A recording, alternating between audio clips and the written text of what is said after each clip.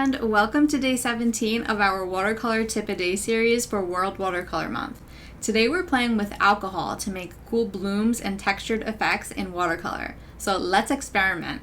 You only need a few things to try this. I'm using watercolor paper, isopropyl alcohol, this one's 70%, plus some Q-tips, and I have a little spray bottle filled with alcohol as well. You don't need much, but the effects are super cool. So I'm going to start with a simple star shape just for fun. You don't need to draw anything if you're testing. It's more about watching how the alcohol reacts.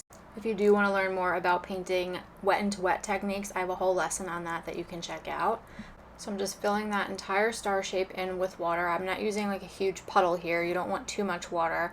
You just want it to have a sort of shine on it, because if it's puddles, it's not going to work that well. I'm just dropping in a few different colors so we can see how the alcohol will react with each one.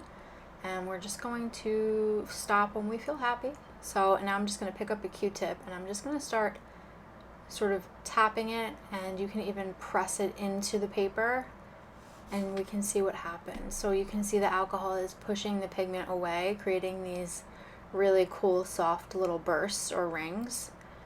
It almost looks like little fireworks or even bubbles forming, so you can use this technique, you can imagine, in so many different ways. It's so much fun. And then I switched to a spray bottle just to see what happens, and you can see it gives it a totally different texture. It's so cool. It's much more diffuse or random, but it's perfect if you want that sort of loose or unpredictable look. And every color reacts a little differently. So now I'm going to do a quick flower demo. I'm painting a few loose florals and then using alcohol in the center of these. So I'm using some black paint in here, or like some really dark paint, and I want to see if I can create the texture of the center of that flower using alcohol. I've not done this before, but it kind of popped in my head and I thought it would be really great to try it out. So it's looking really cool. It's like, again, creating those tiny rings or bursts, and it's very subtle, but it does give it a lot of depth and energy.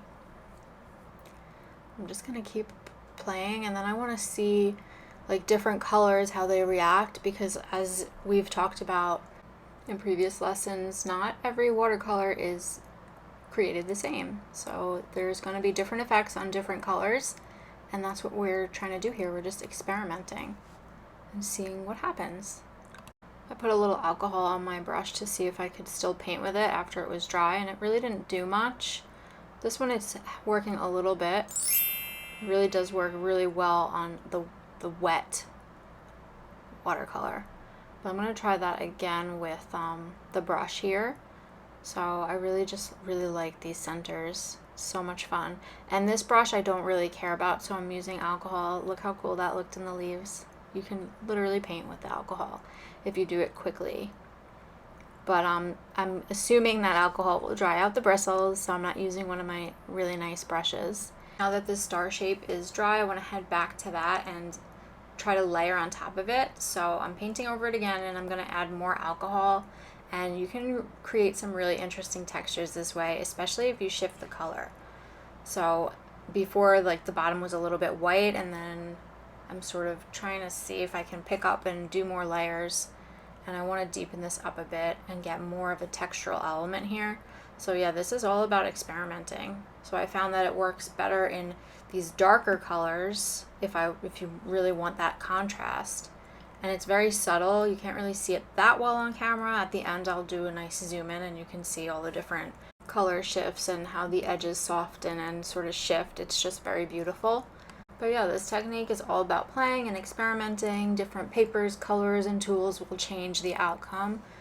Back to my flowers, I'm going to start to layer in here as well. So I'm kind of putting in some details, and then I want to go back into those centers, and you can actually outline where you see those little circles and really bring them out a little more if you want.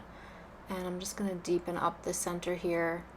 I want a little bit more texture in that one. I really love using this method. It adds a little bit of motion, and now I'm just going to outline them, and it's giving me a totally different feel. I love doing this to my flowers. It creates so much interest and so much movement, and I think the alcohol method paired with it is just giving so much texture and interest in this painting. And I'm using that Sharpie to sort of outline in the center again and putting in some fun details. And I was just like, I couldn't stop. So I'm adding another layer just to see, just to build up those layers. And then I decided to try it on a different paper to see if it worked a little better. And I think it worked a little bit better on this cold press paper. The paper I'm using is in a journal, and it is cold pressed, but it's a different brand. This one is the Arches cold press, and I found that I was getting a lot more disbursement. And then I used a Q-tip with alcohol. I dipped it in some paint, and I was dotting and dipping and just having fun. But as you can see here, all that beautiful, gorgeous texture that we built up. So yeah, that's it. If you're enjoying this series, make sure to like this video and subscribe. I'm sharing a new watercolor tip every day this month. Definitely come back for day 18 because we're doing Saran wrap texture next. It is so satisfying. You're going to absolutely love it. Thanks for watching, and I will see you tomorrow.